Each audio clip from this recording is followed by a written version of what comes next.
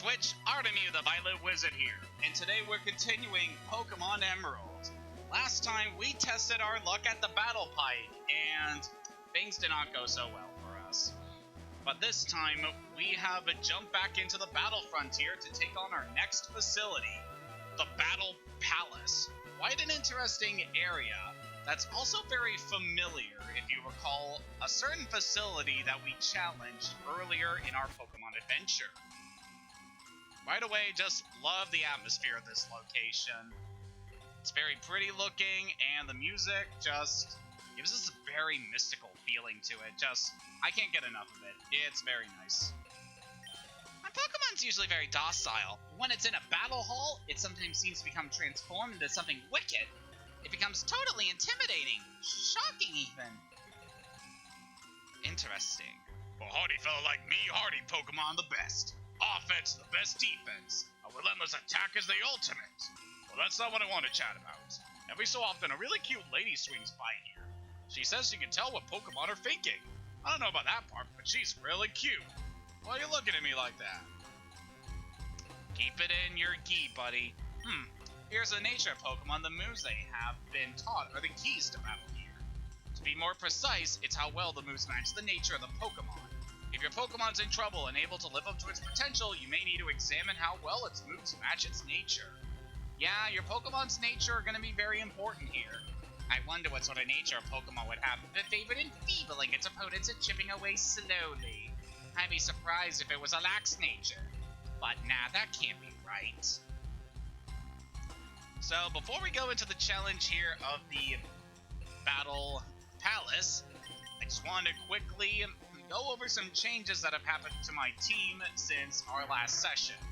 Well, the last successful session. I did try to run a Battle Palace stream a week ago, and yeah, it did not really work out so well. So, for the most part, our team is relatively the same, except in levels. I've ground up all my team members to level 60. Yes, that includes the Salamence and the Metagross that I have in the box, which we may bring out as we advance for the Battle Palace battles. So most of my team is relatively the same in terms of movesets with a few changes. Alexa has forgotten Flash in favor of Thunder Wave. I just think this will be a much more useful move in her moveset, and could especially see some good use in this particular facility. The other main change is that Jerk has forgotten Brick Break in exchange for Sky Uppercut. A stronger fighting type move with a little less accuracy, but still very cool. Another thing about this move is that it has some unique properties that allow it to affect Pokemon that are in the air. So any Pokemon that is using Bounce or Fly can still be hit with Sky Uppercut while they're in the air. It's a pretty cool move. Although I much prefer Brick Break's added effect of being able to shatter, reflect, and light screen, because that is just such a great effect, and yeah, I feel like that particular move gets a lot more use, especially on my teams. But yeah, that's basically what I want to go over with my team. Everyone is doing pretty good. Is there anything else I want to... Well, I guess I could talk about some stuff once we actually get into this challenge here, because... Ooh, this is going to be interesting. Where the hearts of trainers are put to the test. I welcome you to the Battle Palace. I accept challenges to the single battle halls. Yes, we'll take the challenge. None of our team is lower than level 50, so we take open level. Alright, for the first fights here, I'm gonna go with Alexa for our main Pokemon on the front. Let's go with Shanty and Harlequin. Why not? I must say, before I show you to the battle hall, is that okay? Of course. Yeah, that move is pretty limited in terms of distribution there at Master Starman. I like the little Pokemon sprites just hanging out here. A Pokemon's nature is a remarkable thing. Some Pokemon behave in a completely different way when they are cornered. Remember that. If I lose, you can have a present. Ooh, present. Wonder what it could be. Hello there, Lizbeth. I was gonna say that sound very similar to Lizbert from Bugstacks. So, the Battle Palace. I'm gonna select Fight here. And... wow, what an eventful turn. Okay, so that is how things work at the Battle Palace. This is basically a more fleshed out version of the battle tent that we challenged back in Burdenturf Town. You select the fight command, and your Pokemon will battle on their own without any input from you. The actions they take are based solely on that Pokemon's personality, and it's tied to their nature. So the moves that they select in battle and whether they'll actually be able to participate in the actual fight are heavily dependent on your nature, your movesets. It can make the battles here very interesting. And yeah, you're able to freely switch out whenever you need to. Basic, standard, free-on-free format. This place is pretty cool, even though you have like no input on what your Pokemon actually do. It is an interesting battle format. Another thing about this area that is... what am I trying to say here?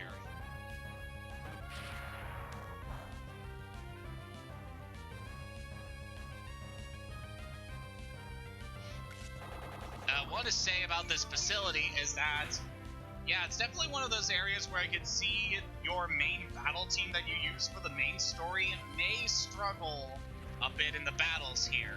It's very much an area where you want to make sure that your Pokemon are as equipped as they can possibly be in terms of nature and moveset in order to take on the battles. Nah, poor Bagon, can't do anything. Harlequin, you already have a sandstorm set up. Why'd you do that? I don't know. I guess she is kind of struggling right now because she's paralyzed. But yeah, the bulk of this... oh, that is a pain. Yeah, the bulk of this stream is basically going to be watching my Pokemon try to defeat opponents on their own. And... yeah, very little actual input from me, so this is going to be very thrilling gameplay. Your present? Here, it's a double slap. Ouch.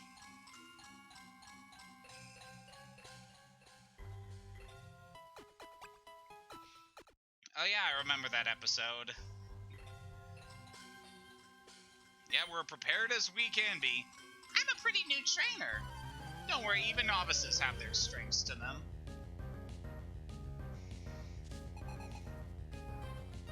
Alright, John.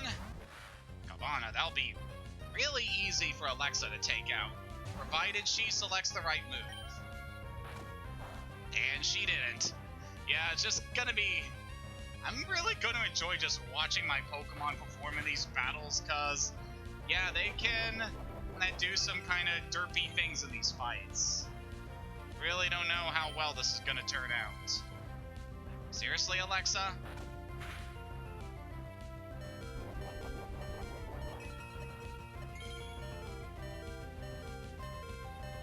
Come on, girl.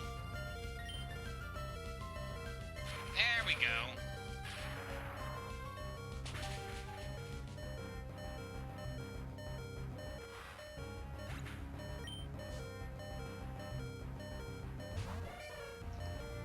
So, while we're just going through these battles and just watching our Pokemon try to take out these opponents, what are some things we can talk about? Ugh.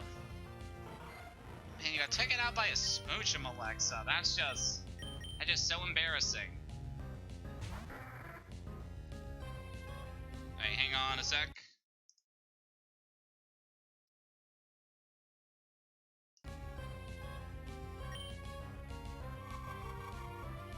Alright, Shanty, I am hoping that you'll be able to perform here. Oh, Sang, that's great. I don't know if I want to send out Harlequin, because this thing is an ice type, and... well, we're still early into our Battle Palace challenge. We can try this out and see how it goes. Alright, girl, don't fail me now. Yeah, I can already see that Fake Out would not be a very good move to use in this facility if your Pokemon decides to use it over and over and over.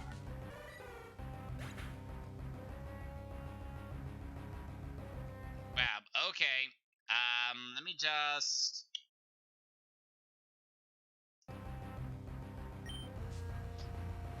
Yep, I noticed that. And... yeah, I hate it when that happens. But just kind of what happens when you're doing this kind of biz. So as we're going through these fights, what are some things to talk about? Now recently, of course, I haven't been streaming a whole lot. I've had a lot of other priorities lately. Mainly with work, because yeah, I've been very busy during this time. But in my time off, I have had a lot of opportunities for some other stuff. Namely, that I've been revisiting one of my favorite games on Steam, which is Stardew Valley. Oh man, that game is good.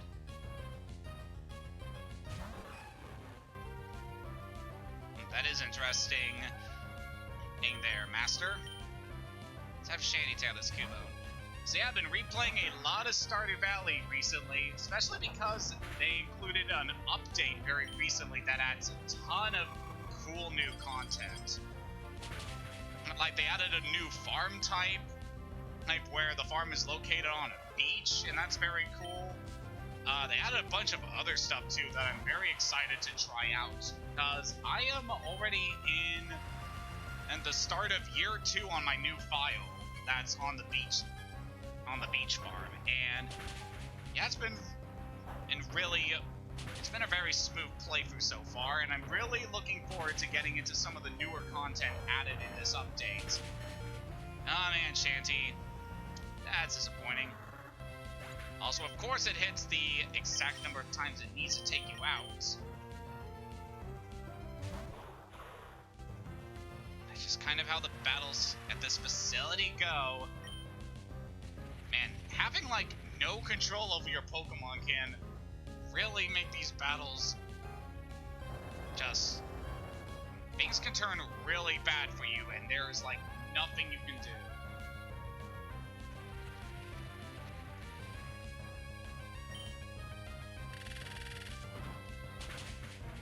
Yeah, this is definitely one of those facilities that I would not recommend for newcomers. It's definitely an area where you want to make sure that your Pokemon are as optimized as possible before going in here, because, yeah, it can be very challenging. Speaking of which, something that I kind of wanted to go over recently is actually talking a bit about the stuff that is specifically relating to preparing your Pokemon for both the competitive scene as well as the battle facilities. Oh, that is very interesting there. But yeah, there is a lot of things you can do to make sure that your Pokemon are as optimum as you can when taking on these facilities.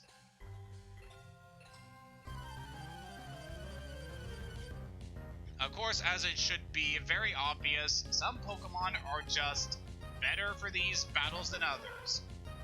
When it comes to the base stat totals, what typing they are, what moves they have, you definitely want to make sure that you have the right Pokemon for these. And just having the Pokemon species itself is not enough, because there are several factors that can really shake up how that Pokemon can perform in battle. And it gets tied into some things that the game really doesn't tell you about too much, at least in the early games of the series. So I have said previously during this, wow, this thing has set up so many dragon dances.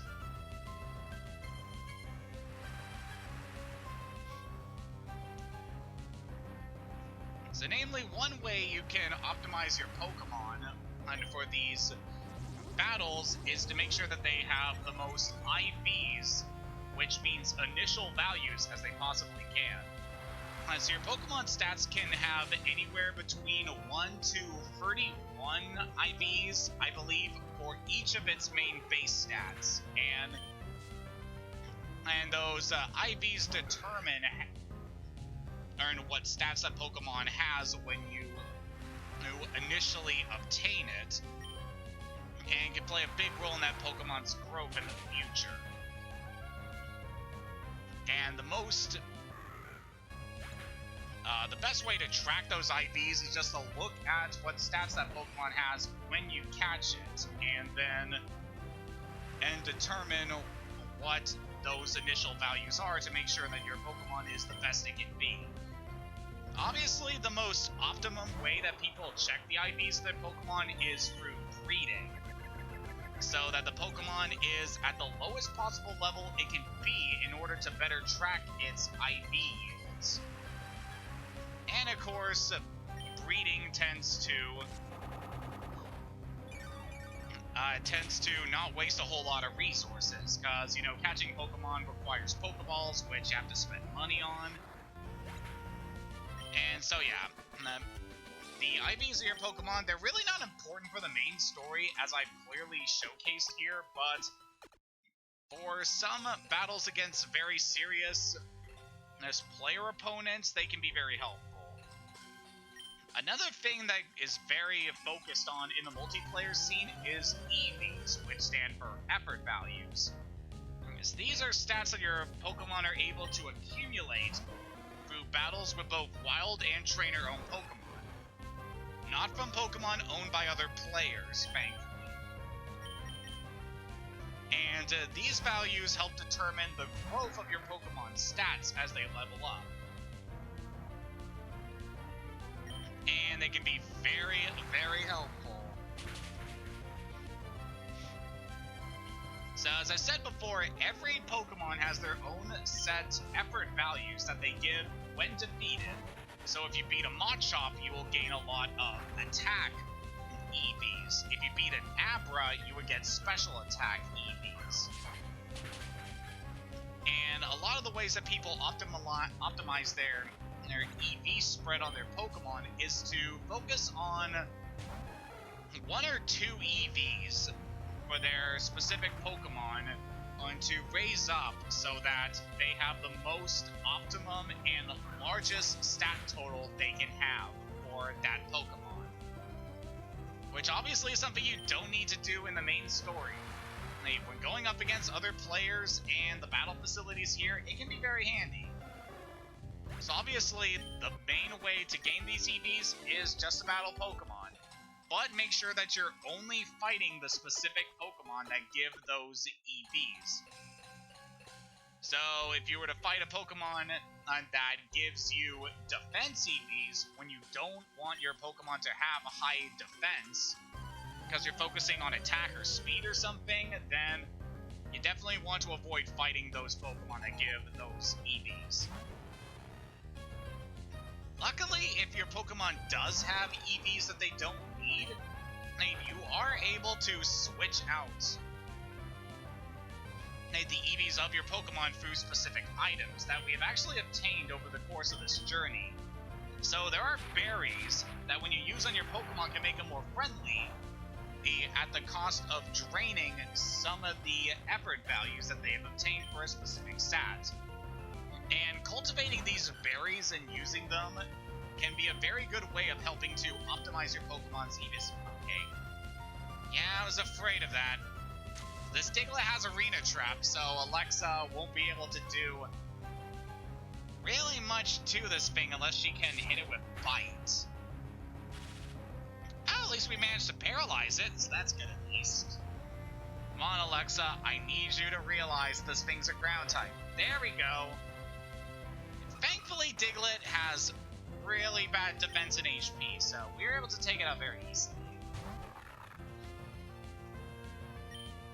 So yeah, by careful use of battling specific Pokemon and using certain berries on your Pokemon can help to optimize your Pokemon's EVs so that they will be as powerful as they can be for battles against the Battle Frontier as well as other players.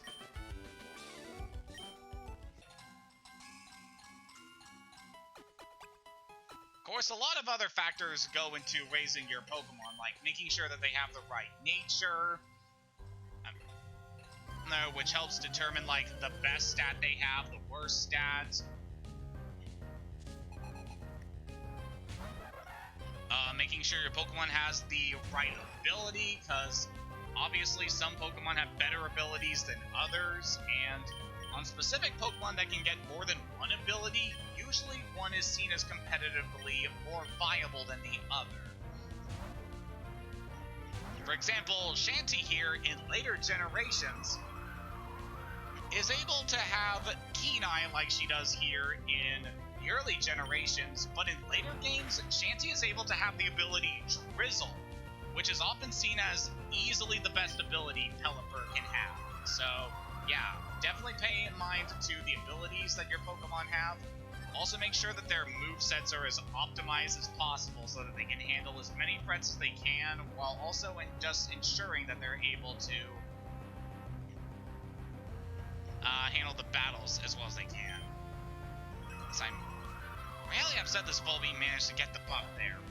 Really need to get this thing taken out, because, yeah, this thing could be a real pain if I'm forced to send Harlequin out against this thing.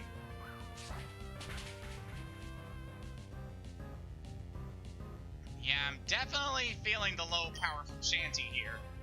It's definitely not the most optimum Pokemon to use in these facilities. As I said before, you gotta be very careful about the Pokemon you choose for these areas. But I'm making it my personal challenge of going through these areas with the Pokemon that I actually used in my main playthrough, so it's kind of the way things are here. So sorry about that, Shanty. Alright, Harlequin is really not going to be good here, so let's go for Alexa. Come on, need you to fry this bug. Come on, Alexa, I need you to hit it. Okay, it goofed and used Helping Hand, and yeah, this Thunder will definitely kill. Come down. Alright, Parasect. I don't see that one being too bad if we're forced to go to Harlequin. Just really like to make sure Alexa can handle this thing. Come on, girl. That's really bad. Need you to beat this mushroom bug thing. When you think about it, Parasect's just one of the most morbid of Pokemon. I know I discussed this back during my Leaf Green and Gold playthroughs, but this thing has probably the most disturbing lore of any Pokemon. So the mushroom growing out of Parasect's back is a parasite. It has burrowed into this bug Pokemon's brain and has taken full control over this Pokemon's entire body so that it's only serving the mushroom. And yeah, that is just really disturbing. What else is there really to say about this thing? It's also just a very optimum Pokemon if you're actually trying to catch specific things. Especially with the kind of moves that it gets. It's also one of the few Pokemon that can naturally learn the move Spore, which is a really good status move. The only other Pokemon in this game that you're able to get Spore from is with Shroomish and Breloom, which we have encountered previously in this game. Don't think we ever actually had to worry about Spore from them.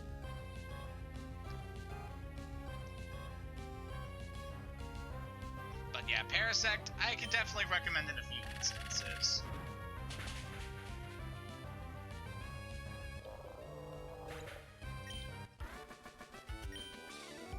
The awful stench of a loss. Alright, took almost half an hour, but we managed to get the 7-win streak.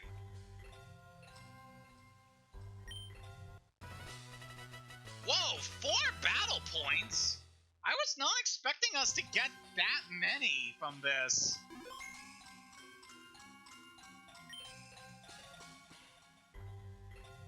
Yeah, sure, why not? Let's record that. That's okay, I was not expecting to get that many battle points. I'd still say that overall, the battle battle factory and the battle domes are the best areas to get the battle points. Between you obviously having more control over the battles, and also the battle dome being a lot more brief. But yeah, that is actually very solid. So if you got a very good team with you, it can be very easy to rack up the battle points. Oh man, we already have 22. I know I said before that I would be taking on the battle facilities whenever I was not streaming so I could build up my battle points for a specific move I want to give to one of my Pokemon. But yeah, I just haven't been doing that lately, and I'm still kicking myself over that. It is something that I definitely want to do sometime. And we will definitely be going for that because, yeah, it's definitely something I want to get before the end of this playthrough. So yeah, we had a pretty good run of the Battle Palace there. So let us go take on another fight. Alright, our second round will obviously be a lot harder. So for this one, let's go with Harlequin, Jerk, and Armstrong. I think this is a pretty solid team for going up against these guys.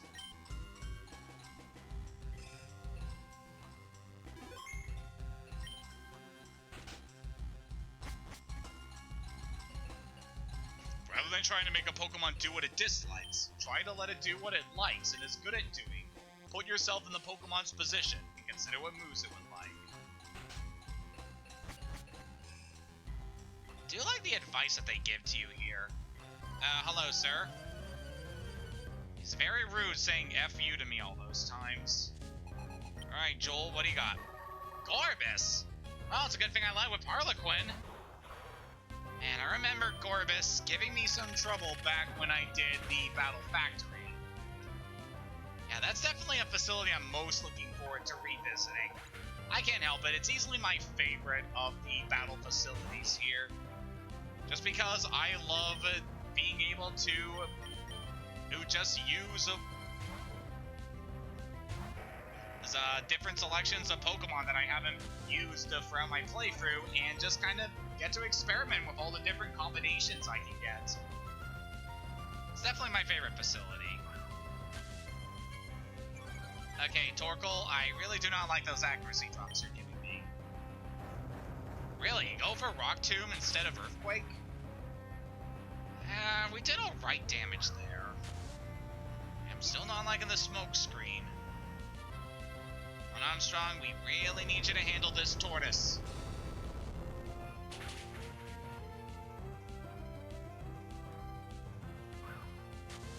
I'm trying to remember back when I faced off against Flannery's Torkoal, which Pokemon I used for that, because I definitely remember Shanty and Armstrong being key players in that battle. Just kind of, I'm trying to remember which one was the one that ultimately took out Torkoal. Yeah, I guess it has been a while, like last year since I did that fight, so yeah. Alright, come on, buddy. I know that you're eager for more, but could you actually hit it, please? Yeah, this is just something I really don't like about these facilities, when you're just utterly helpless because of the status ailments that your opponents give, and when they affect your stats like that, cause yeah, just losing out on our accuracy was really a pain there. Man, we got taken out by Ember of all moves. Alright, testing out that Sky Uppercut. Look at that, that's a cool animation. Alright, could you not do that, please? Jerk. Wow, we actually managed to do that twice in a row, that's good. Thank you, Jerk. Alright, now last opponent here is... oh, Sharpedo. Okay. Yeah, we have accuracy drops on us. I do not want Jerk to stay in against this thing. Go get him, Harlequin. That's gonna do some damage. Yep. Very least we have a chance of taking this thing out. Ooh, that was close. Alright, we'll get taken out by the rough skin, but that should be enough to take out Sharpedo. Yep.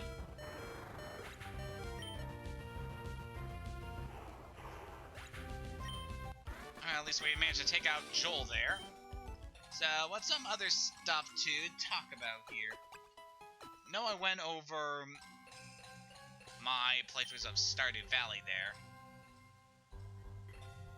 Oh yeah, that'd be a pain there.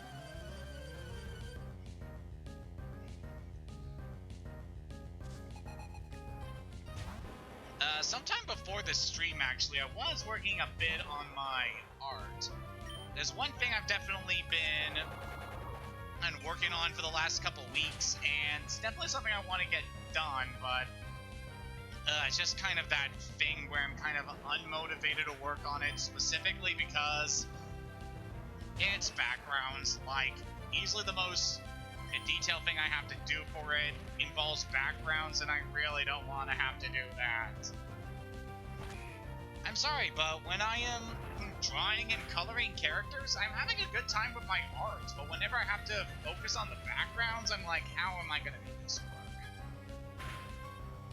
I mean, there are times I've had a good time with it, depending on stuff, but this one specifically, it has a lot of detail that I have to put into it, and a lot of things I need to focus with lighting and the shadows, just kind of, yeah, just making it kind of a chore. Yeah, that's definitely something I could say about Cacturn. Very lacking in the amount of moves that it can get that can be useful in this generation. But yeah, I would talk a bit more about the art piece that I'm doing, but it's kind of the content that I'm not comfortable talking with on Twitch, so we're just going to leave it at that. I will say it is Stardew Valley related.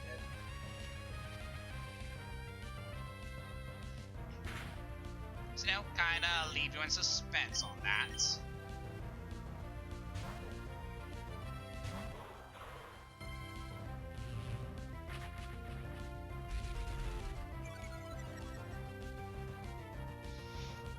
And for the record, no, it's not something that I'm going to be posting in my DeviantArt.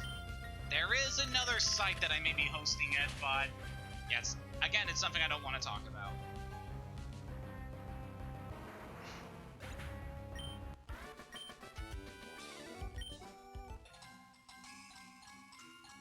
So I guess I'm going to talk about some stuff that I've been watching recently. Oh, one thing I definitely want to talk about, but we'll save that for a little later.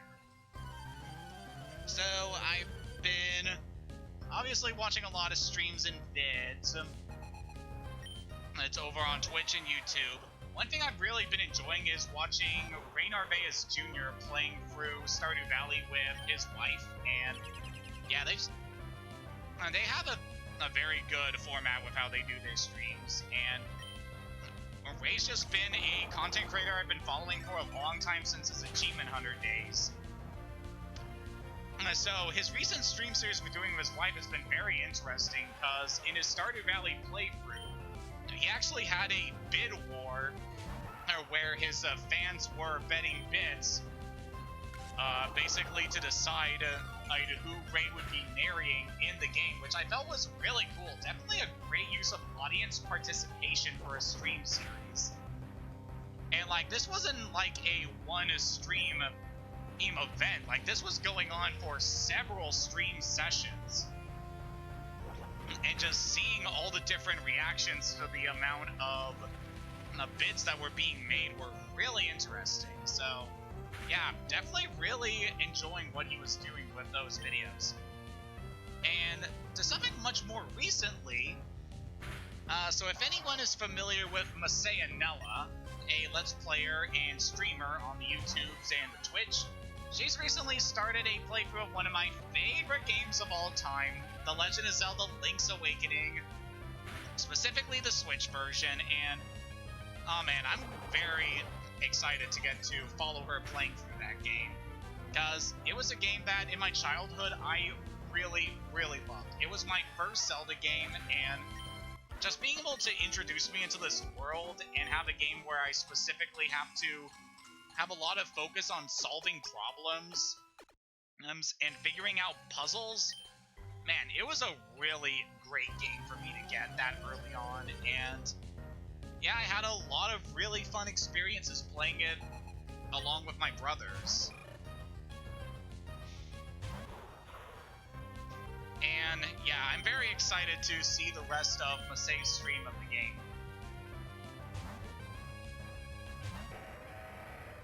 What I really like about Masei, not only with her positive attitude when it comes to her content, but she, along with Chugga Convoy, are what I would put in the informative Let's Player category.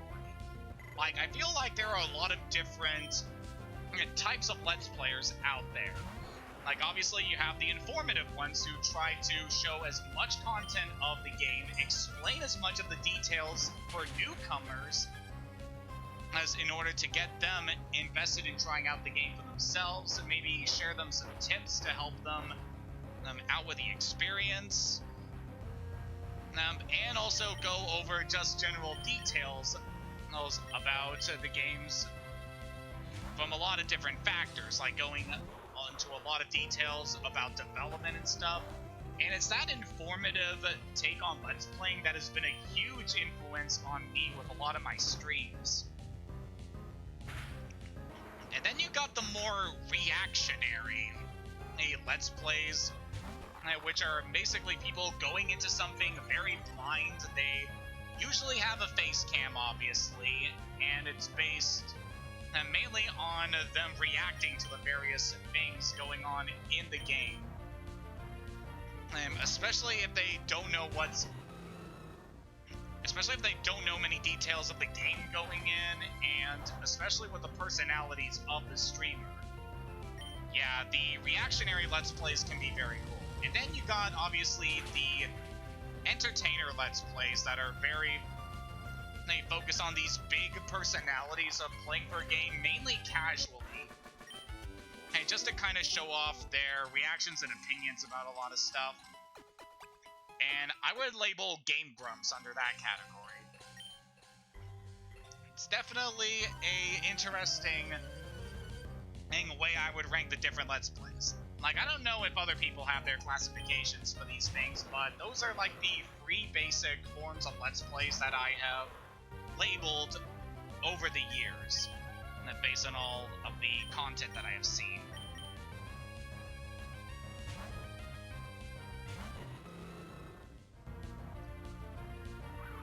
No. Really, buddy? Well, joke's on you, I'm gonna have Armstrong fight you anyway, because there's nothing you can do to him. Unless you have Earthquake. Wow, really? Oh. Oh, Tropheus. You messed up. Okay, bulk up, that's nice. We'll get stronger, and we can take an attack better. Ooh, it's really lucky we used bulk up there. Okay, jerk. Ah, nice, get him the flamethrower. Just what we needed.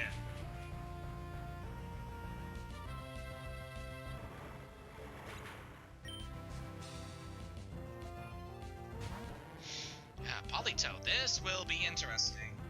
So I guess something else I can talk about very recently is there's been a slight change in my stream setup from the previous sessions I've been doing.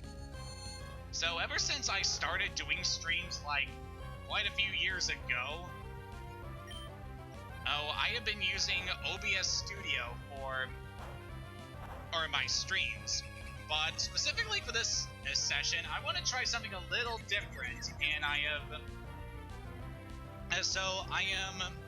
actually streaming this on Streamlabs OBS, just so I can get accustomed to the different features on this specific broadcast, I want to say. I don't know, just want to get more used to this software, because I think it will definitely help add to my streams going forward. Yeah, it's still a work in progress on my end. Definitely a lot of stuff I need to learn. I mean, I could probably look up a tutorial for it online. That definitely would make things easier.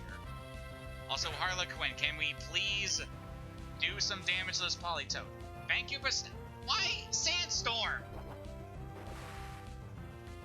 Okay, it's using Dive. Harlequin should be able to take an attack from this. Now, stop using Sandstorm, Harlequin! I need you to use Giga Drain against this thing.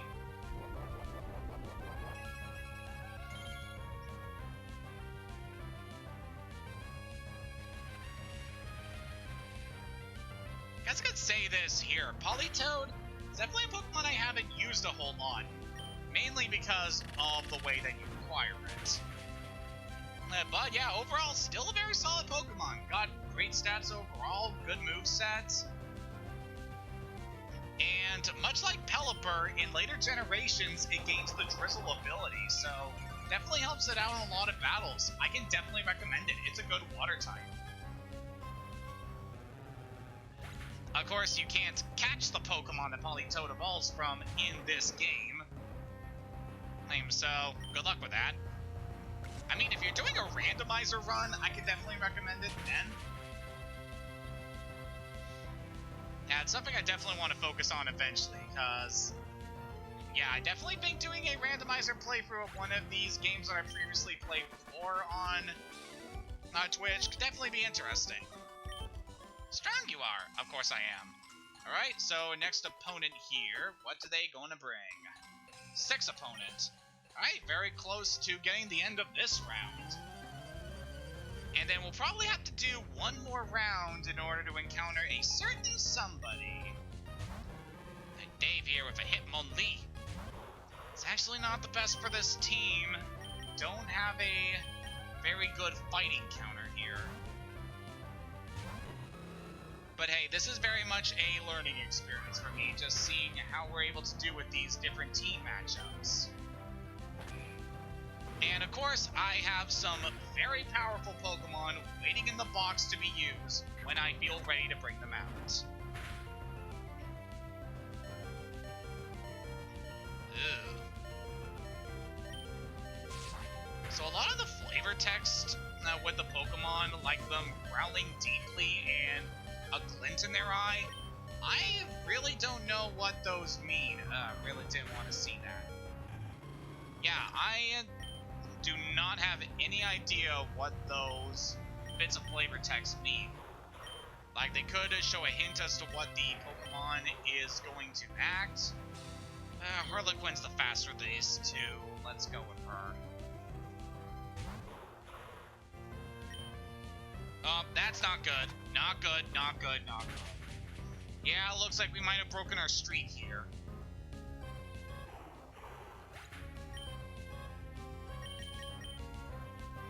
I mean, this team did pretty well. We managed to make it up to 6 battles of the second round, so... Whoa, Armstrong, hang it in there! Oh, come on, buddy! You hung on with 5 HP from an attack that did times 4 damage to you. And your reaction was nothing.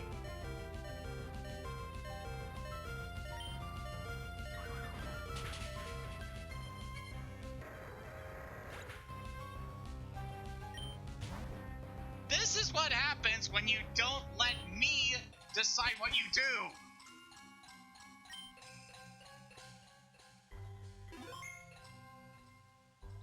No, I don't want to record that battle! That definitely turned south.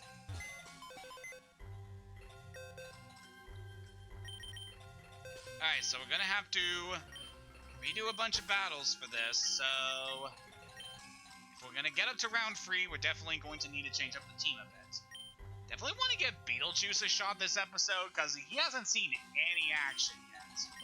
We'll switch out Shanty, because, yeah, you have very low stats. And let's give Harlequin a break to give Stevani and Quarterback a shot. So I've also changed up to these guys' held items, so now they're actually holding something worth a damn. So for the items we picked, we got Focus Band on Stevani just in case we have those moments where they take a fatal hit, but we're still able to persevere for the match and actually pull through. because those clutch moments can be very good. And quarterback has the shell bell to help him recover some HP after he deals damage to an opponent. Their movesets really haven't changed much since last time, pretty much the same as they've been before. Hopefully these two will be able to carry us through some very tough battles ahead.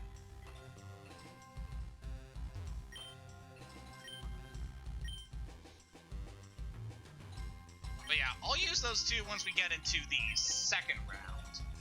For now, let us dive into the first round here. Just want to give Beetlejuice a shot at some battles here. Alexa, because yes, and...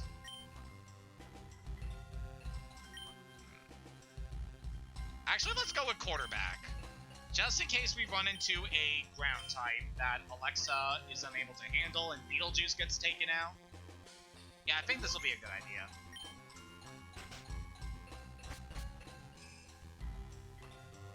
People in Pokemon, they're but the same. Their individual nature makes them good at certain things and not good at others. Okay, I think that might be like the only mention of a Pokemon's initial values in most of the games. Like, I really feel like that is a hint about initial values. I never see that happen in, like, most of these games, especially not the early ones. And that's what happens when you go into stream a game that you haven't played in years. Alright, and Beetlejuice, we're already off to a very poor start with you. Alright, don't want you to take that dig damage, so let's bring in quarterback. Imagine that, already relying on my Salamence when I said I was not going to rely on them too much. That's fine. Alright, focus energy. That's a good way to start things off. So you can try to sweep the battle here very smoothly. Very nice. And as we're working our way back up these battles, what is something else we can talk about? Well, of course, there is one thing that I've seen recently that I would definitely like to talk about, and... Okay, quarterback, really like you to tail this one through here.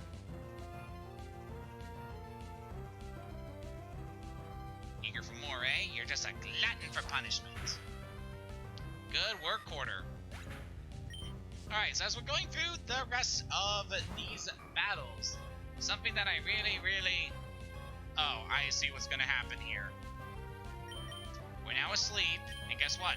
We can't switch out because of Why Not Shadow Tag ability. Oh man, I just love when things come together like this. At the very least, this Why Not won't be able to do anything to us because it doesn't have any direct attack moves.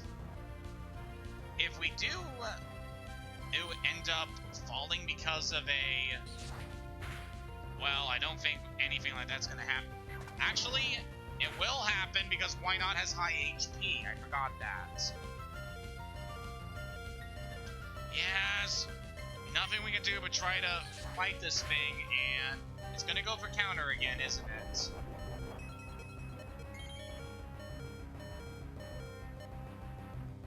No, it went for encore. Okay. I was really expecting Why Not to go for counter again. Alright, managed to take that thing out relatively well, but was still kind of hurting there. Okay, I'm gonna say the thing I really want to talk about until after we're done this fight. Really?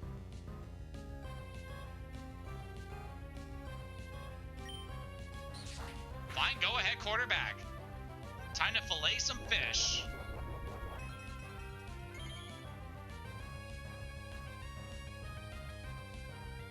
Ah, poor Magikarp. No, you want more, huh? Fine. Oh, it has Focus Band. And I know exactly what this Magikarp is going to try to do. Alright, quarterback, need you to hang in there. Yep, there it is. Flail. A move that gets stronger the less HP your Pokemon has. But all of Magikarp's level up moves are normal type, so there's nothing this thing can do to Beetlejuice. Man, just imagine that.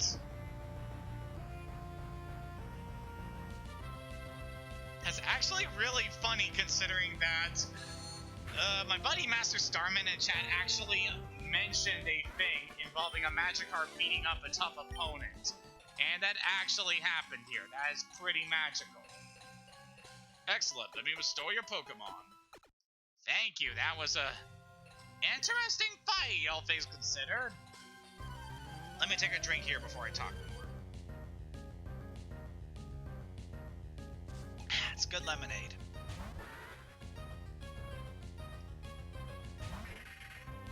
Alright. So, last night, just because I wanted to relax after the work shift I had, I decided to break out a movie that I haven't seen since I was a child. And that movie is E.T. the Extraterrestrial. Just, obviously you probably heard of this movie because it is such a classic. Like, still seen as one of the greatest achievements in cinema. And yeah, I definitely saw that during my viewing of it last night, because it is just such a great movie. Like, it's as close to perfect as you can get. Just such a great film. Just the universe they created was just so great. The story very engaging, very thought-provoking, very emotional. The child actors in that movie, they were great. I think they pulled off their characters very well. And man, just can we just marvel the fact that E.T.'s like one of the best practical effects in all of cinema? Because you really feel like he's a real-life alien standing there amongst the humans. Like, it's crazy how well they were able to do with the practical effects in that movie.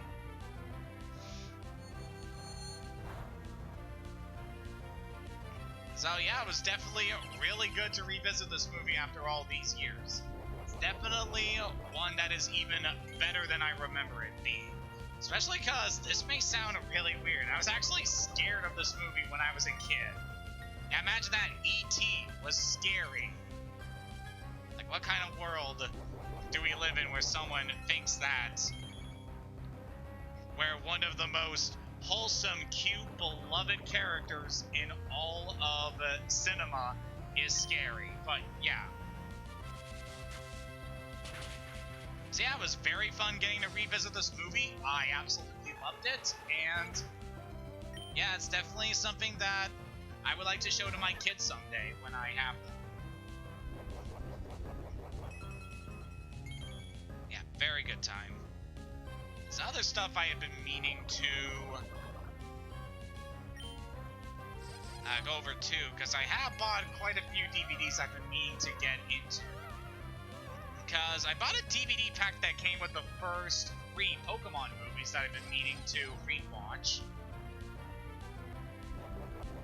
Because I know a few years ago Twitch had a Pokemon marathon, on which was definitely something. Definitely interesting tuning into those every couple of... Mrs. Bing. Alright. I am really getting annoyed with my Pokemon right now. Like, for whatever reason, just Beetlejuice has really been underperforming here.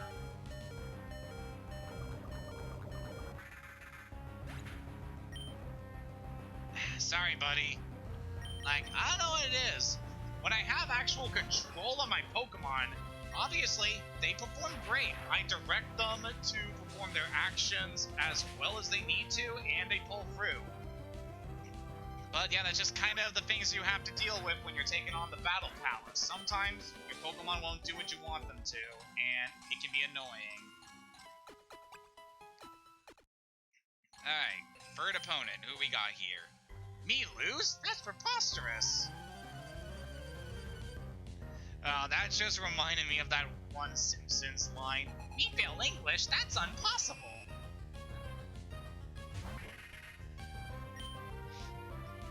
Man, this Beetlejuice, could you please hit something? Like, I don't know what it is, Beetlejuice. You've really been underperforming since we came to the Battle Palace. I might have to switch Harlequin back into the team just because of this.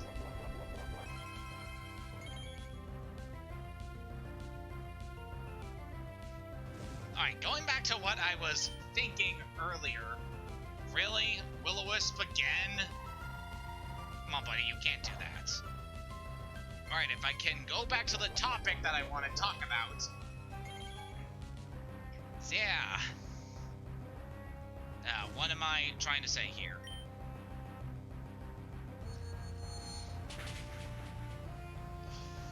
So, yeah, I've definitely been revisiting a lot of cartoon clips on YouTube.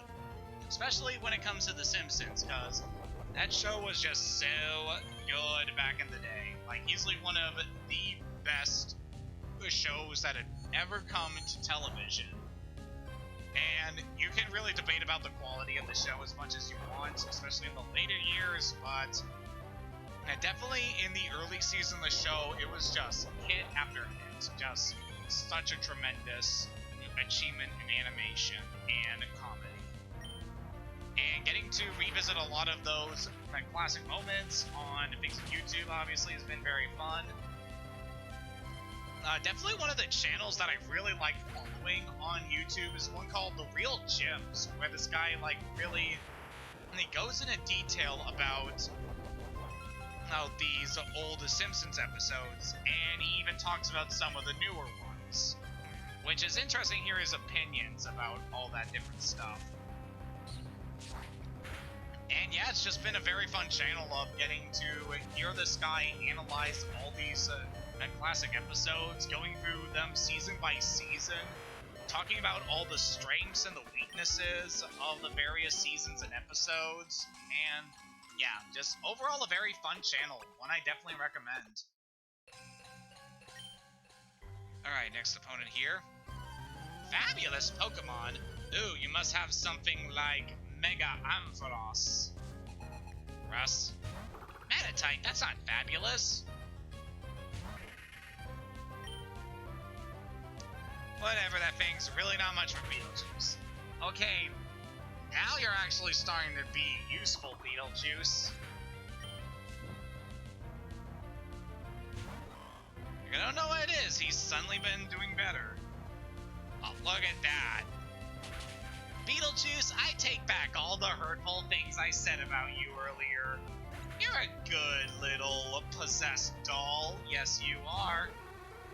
Look at this! This battle's just built for Beetlejuice to sweep everything! Okay, you can do Shadow Ball there, but that's fine. This Drowsy's gonna take that hit very well because it has high special defense, but it's fine. We can handle this. There's really not much this Drowsy can do to us unless it has a Ghost-type move, which it can have. I have seen these things have Shadow Ball before.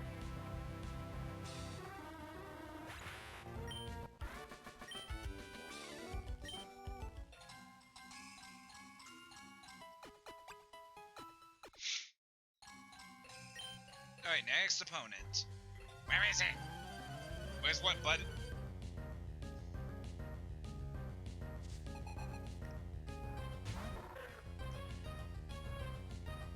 Other things that I have been watching lately is... what can I say here? I've also been watching quite a few Star Wars clips on YouTube as well. Especially ones from Clone Wars, because that was just such a phenomenal show. And it was very great to grow up with it, and especially as I got older and started to appreciate all the details about it that just really helped to flesh out that show, and also the universe that George Lucas was creating for the prequel trilogy. So yeah, it's very fun to revisit that as well. I'm sorry, I'm already like an hour into this and I'm starting to run out of things I want to discuss. I guess we could talk a bit about the future of this Twitch channel, which I know I've been doing a lot frequently, but yeah.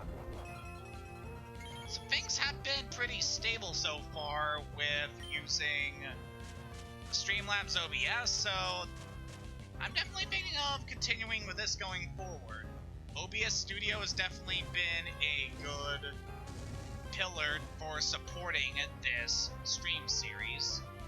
Well, it'll definitely be interesting to experiment going forward and try out some new things.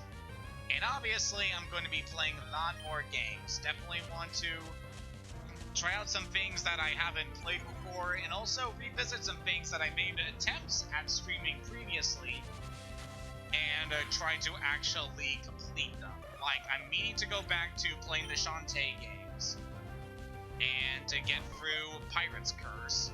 I want to return to Cave Story at some point, because we kind of left off on that game at quite a dour moment, and yeah, I would definitely like to revisit that and hopefully go more into the story of that game, because, oh man, it gets worse.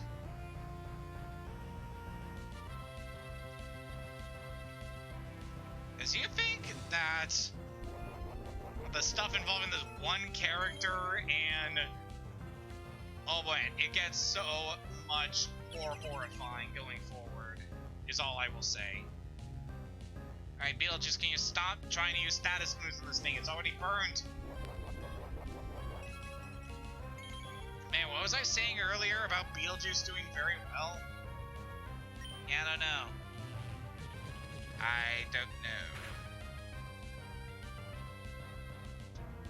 But yeah, definitely have some plans for streams going forward.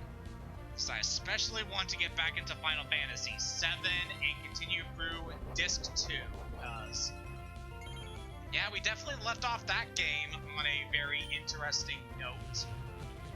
Because I definitely knew I want to get through the first disc in a year, and I managed to do that very well. And it'll be very cool going forward into Disc 2, now that I've actually revisited the whole game on my own time. And obviously I've learned some things that are going to be very useful to us going forward. Especially in regards to things that I missed in my previous playthrough, because, oh boy, there's definitely a lot of things that I want to go back and take care of.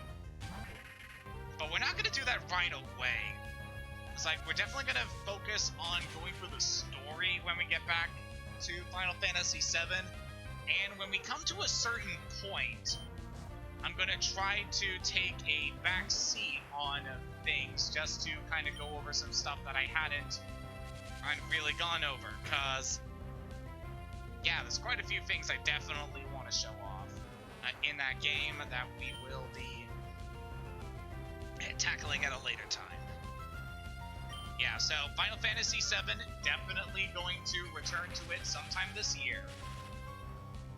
Thinking sometime in the spring or sometime in the summer, because I have my plans for other things.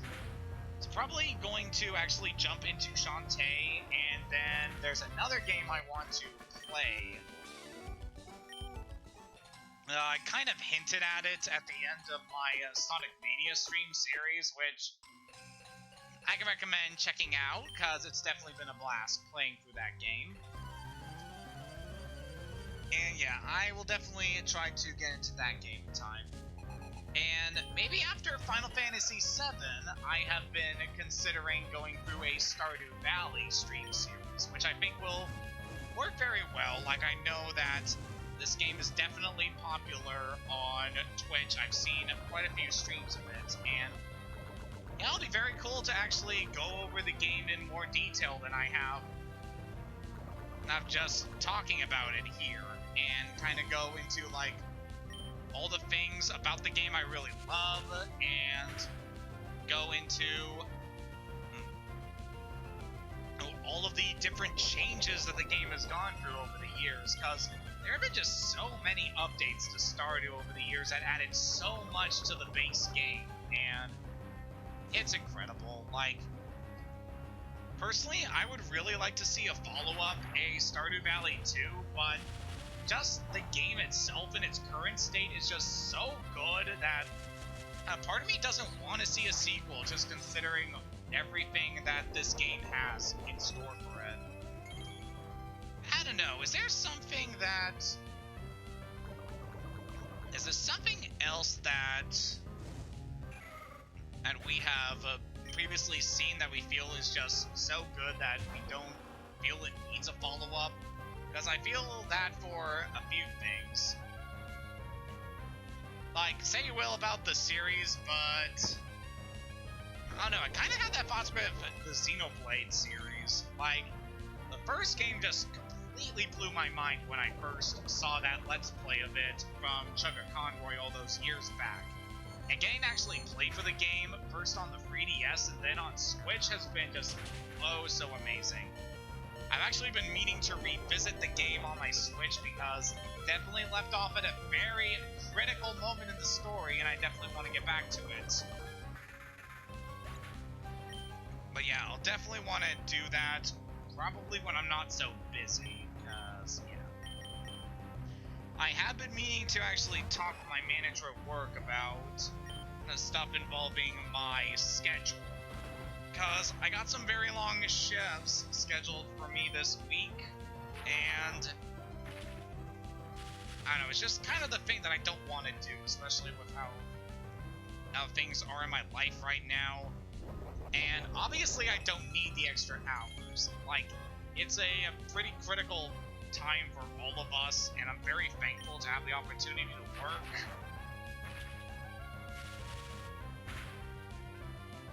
But yeah, I definitely have a lot of good money saved up right now, and I feel like I don't need it to be just constantly on the clock, you know?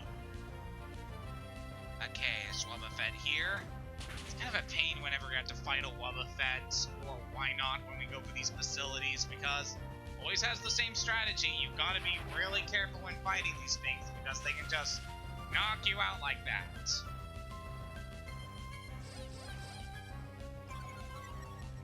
Another thing I've been meaning to do recently is, so me and one of my buddies over on the Maryland Discord server, we're kind of collabing on a certain thing, and we haven't really done much with it for quite a few weeks now.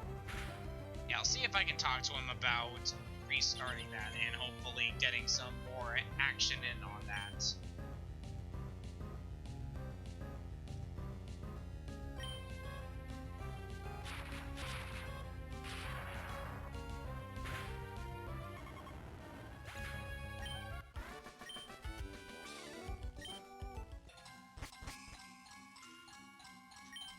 Alright, 7 wins there.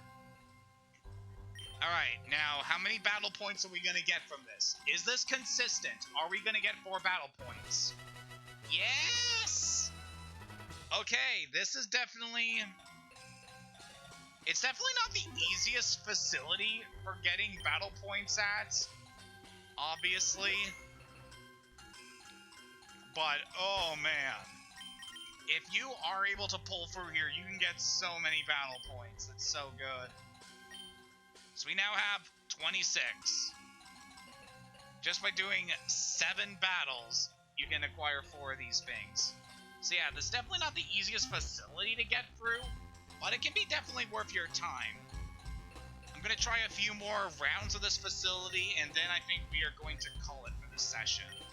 Especially because I really don't know what else to talk about right now. Let's go to open level, and let's bring Stavani in. Yeah.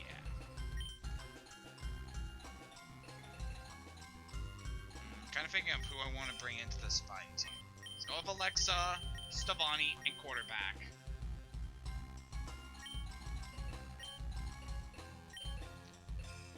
Alright, I feel like it's a good team for taking on the fights here. So we managed to get up to the 6th battle on the 2nd round before getting kicked out. Pokemon's nature is a remarkable thing. Some Pokemon behave in a completely different way when they are cornered. Yeah, we heard about that before.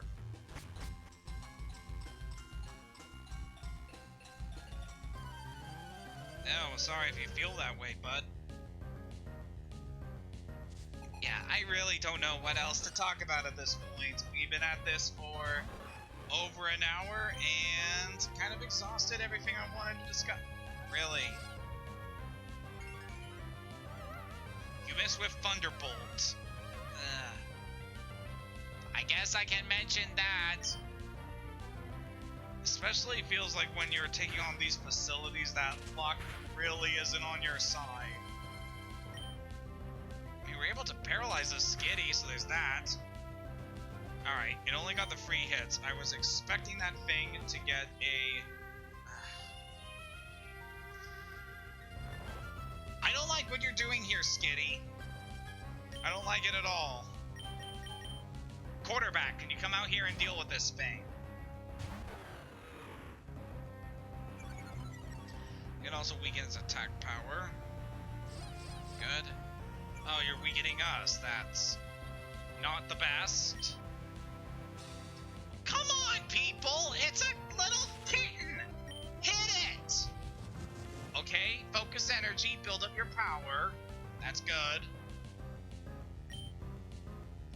Alright, you cannot do that more than once, buddy. Oh my god, quarterback, hit it! What are you doing, man? Finally. I'm sorry, the Battle Palace is like really bringing the salt out of me. But yeah, I am just not a big fan of not having control of my Pokemon. It's an interesting concept, but I don't know, I think they kind of dropped the ball on this facility. It's just really annoying just having your Pokemon not do what you need them to, especially when they just completely waste a turn doing nothing. I do not like it. Okay, that's really not good.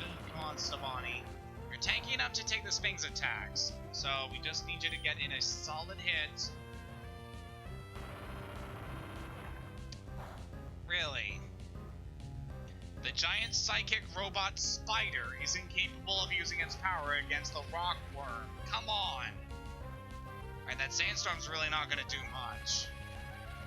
I mean, it could buff the Onyx's special defense, which I actually haven't looked up if that buff is in this game. I know that in most of the games, Sandstorm does give that effect too. Now, this is interesting, going up against like a Smeargle here. So what moves is this thing gonna have? Or I guess we're not gonna see it right away. Okay, Iron Defense is good for buffing you up. So definitely recommend those kind of stat moves to use in this facility just to kind of help your Pokemon if they're in a situation that could be really extreme speed. How much damage is this gonna do? It did 5 damage. I was actually expecting that to do less, considering just how low Smeargle's attack is, and the fact that Stefani also used Iron Defense. But, alright. Alright, get in the Meteor Mash. That's some damage.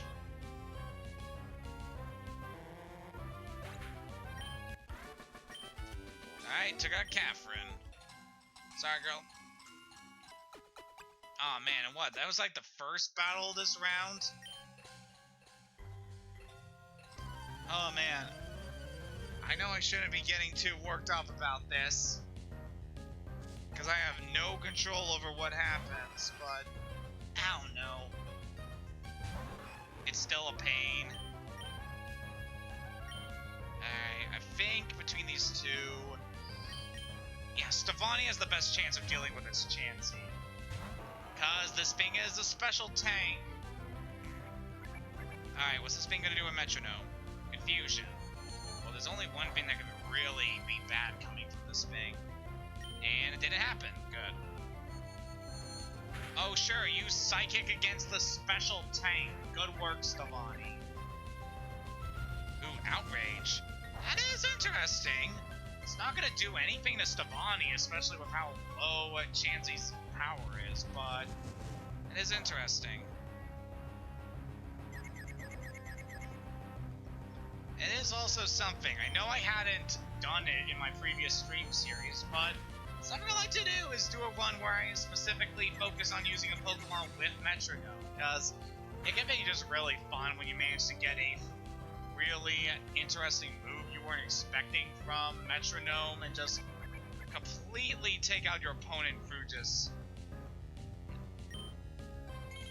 those moments where you just pull something that is able to pull you through for victory. It'd be very cool. Yeah, go ahead and buff your defense, Chansey. Not like it helps because your defense is garbage.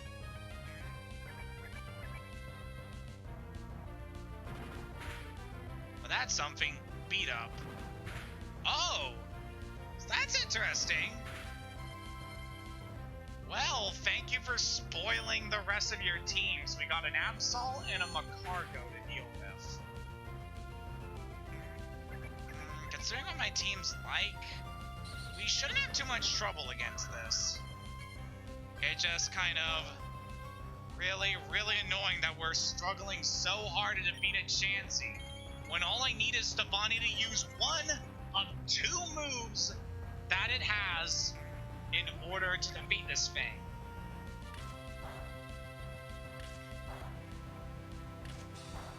Okay, I'm just so frustrated right now that I kind of said something not so good. Stefani's not an it. Stefani is a they. I'm so sorry. Really, you're just going with the worst possible move you can use against this thing. Like, I don't know what else to do.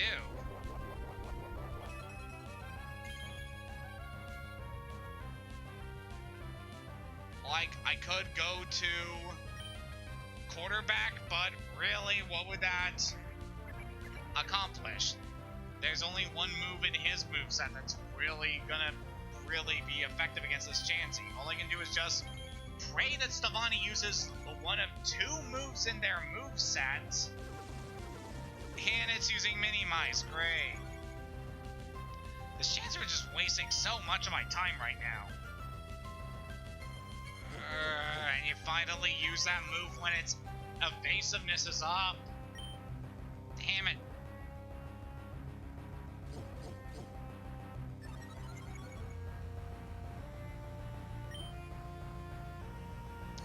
Yeah, I'm sorry. I'm just really done with the Battle Palace right now. See, I don't think we're going to be going into a third round on stream. Come on, Stefani! Yeah, we're not going into the third round on stream. It just...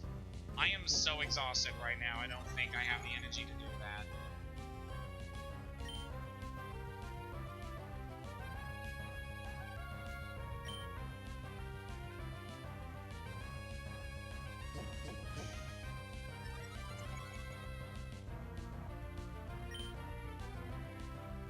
This has been so brutal.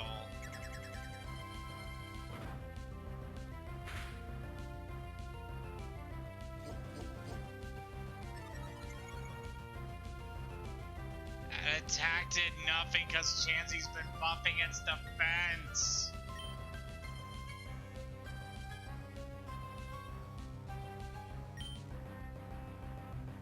I am so done with the Battle Palace.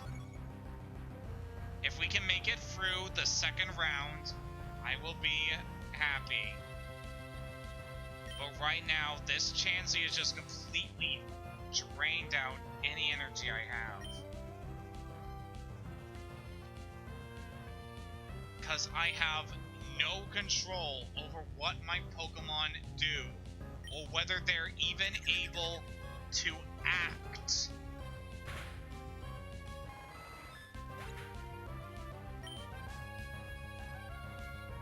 It's over. It's dead. Get out of there, Stefani.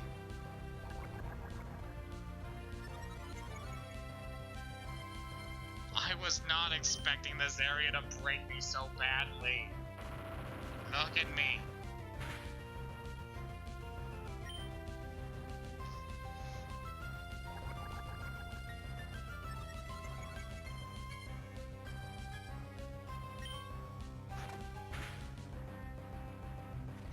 And Alexa, I really need you to actually do some damage here. Use your electric moves. Yeah.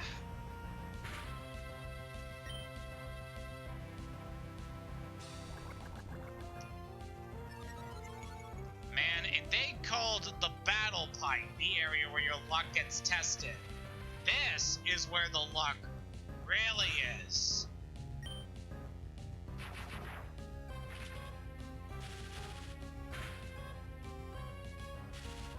Alright, got a good hit on the cargo there.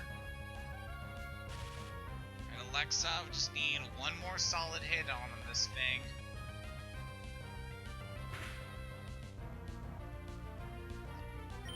Come on. There we go. That might take it out this turn.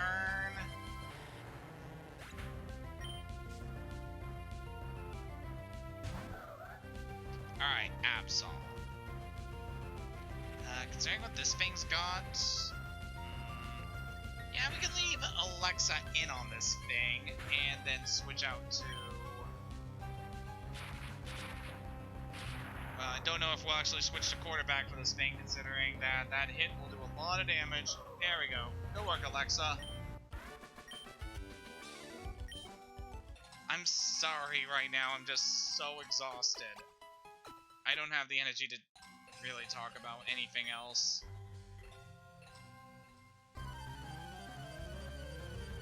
This is just thrilling content, isn't it?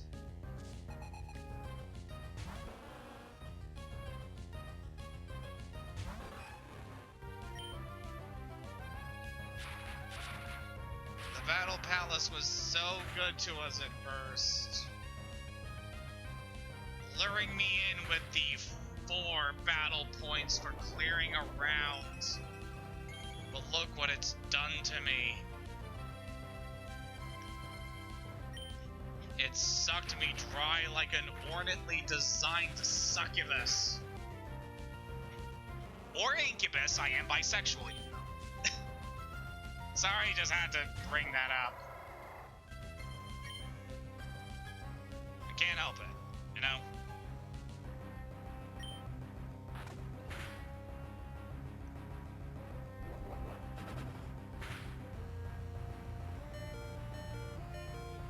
Okay, Alexa, you're really not going to be able to do much here.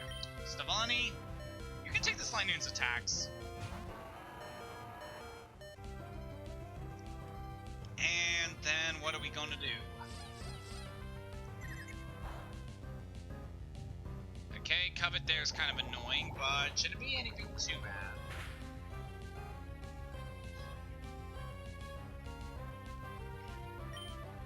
Hey, buddy, could you just... stop, please.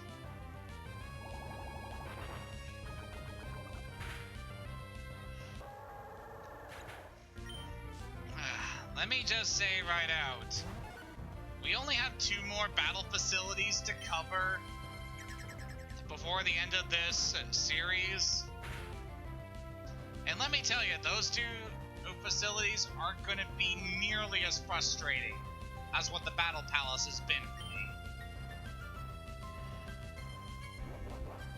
Like, I thought I had a bad time at the Battle Arena. But man, this has been just something.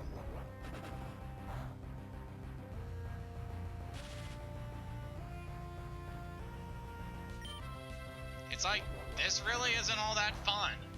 Like, all the bits of strategy and preparation and actual thought that goes into these battles is stuff that happens before the battle even starts.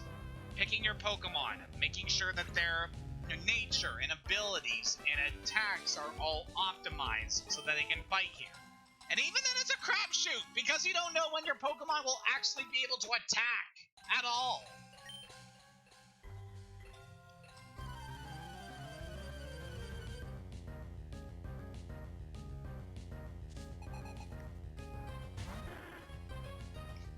knew going into this that this would definitely rank low in terms of the facilities that we took on at the Battle Frontier, but I was not expecting it to get this bad. Yeah, I really cannot do a third round. Yeah, once we clear the second round, or if we're unable to complete it, that's going to be where we end things. And I can try to see if we can trigger that one wild encounter that I've been trying to get happen for quite a few streams now, and it hasn't happened. Alright, Alexa, you are in no condition to take that thing. Let's go to Stavani, because I'm not expecting this Kecleon to do a lot of damage to them.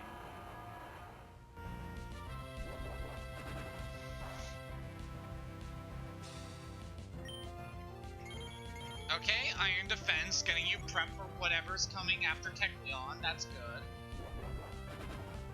Man, I almost want to fight that Hitmonlee again, the one that wiped us out that one time. Just so that I can actually use a poke. Okay, Seismic Toss, that's a way to get around my defenses. Come on, Stavani, this is really not the time to be buffing your defense. I mean, it's a reliable strategy, but not against this!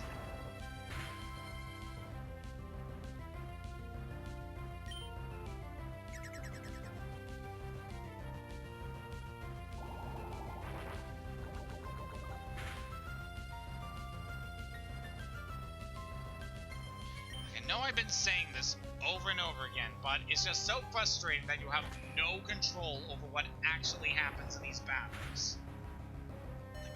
God, this Kecleon has done this much damage to us because our Pokemon don't know how to properly act. It's at low health and it's paralyzed. Can we please take this thing out?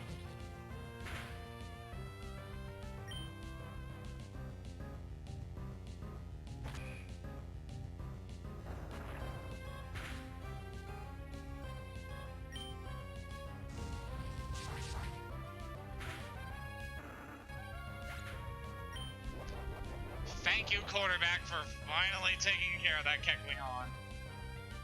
That thing was not nearly as painful as that Chansey we fought earlier, but god damn was it close.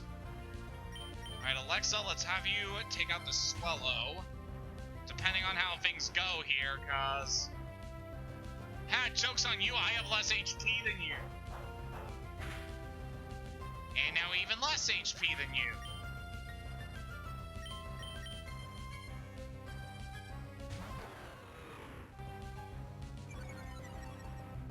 Alright, at least we got the Intimidating against this Swellow. And quarterback shouldn't have too bad of a... If you can actually act against this thing. Come on, buddy.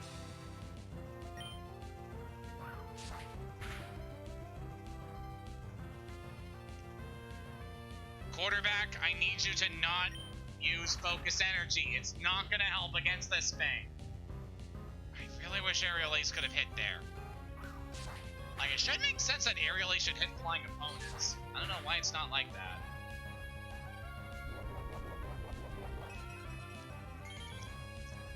Can you imagine if we lose things at this battle all because of that Kecleon draining all of our Pokemon's HP previously? Because that's something that could seriously happen right now. Alright, the Swellow is down. Don't know what else is gonna come out, but it's not gonna be good. Lickitung. I have fought Lickitung so many times with the Battle Palace at this point. Where are they coming from? Why is Lickitung so popular here?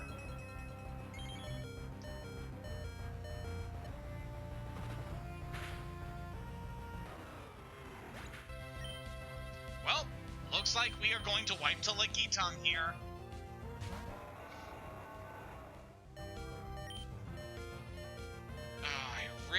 to see you miss with that. Okay. We could have a chance here. No. We didn't have a chance. We never had a chance the moment we walked into the Battle Palace.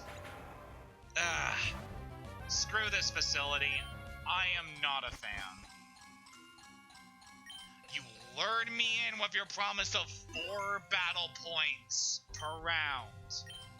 But it's not worth it. Go to the Battle Factory.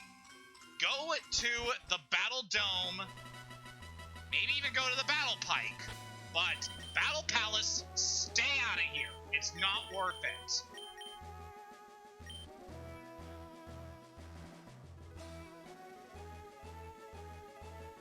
I was not expecting to get this angry at the end of it, but yeah, that's it. I am going to call things here. I'm going to try to encounter that one wild Pokemon that we haven't seen yet when we're off stream, but for the time being, I am done for tonight. So, thank you for accompanying me on this thrilling battle of spirits. By the way, the frontier brain of the Battle Palace, Spencer, he's an old guy. He has a really cool role in the anime. Shame I didn't get a chance to really go into him right here, but I have nothing else to say about this place. Next time on Pokémon Emerald, we're testing our abilities at new heights and someone that's thankfully better than Battle Palace. Good night, take care, wash your fucking hands.